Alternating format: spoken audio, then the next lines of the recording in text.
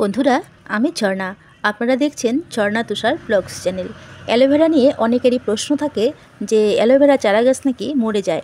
তো চারা গাছগুলো মরে যাবার দুটো কারণ থাকতে পারে। এক হচ্ছে অতিরিক্ত জল বা স্যাঁতস্যাঁতে মাটিতে থেকে থেকে।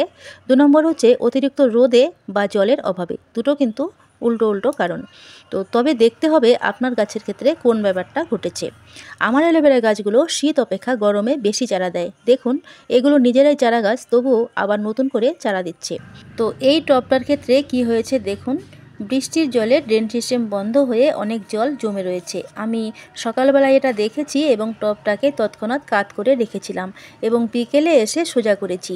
তাতে জলগুলো ভালোভাবে নিংড়ে গেছে। এবার টবের মাটি খানিকটা খুঁচিয়ে আলগা করে দেব, তাতে স্যাঁতস্যাঁতে ভাবটা আরও কমে যাবে। তো চারাগুলো কিন্তু আর মরে যাবার ভয় থাকলো না।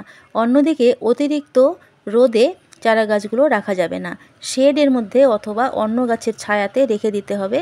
আর ১-২ দিন পর পর যখন উপর থেকে মাটি শুকনো দেখাবে তখন জল দিতে হবে।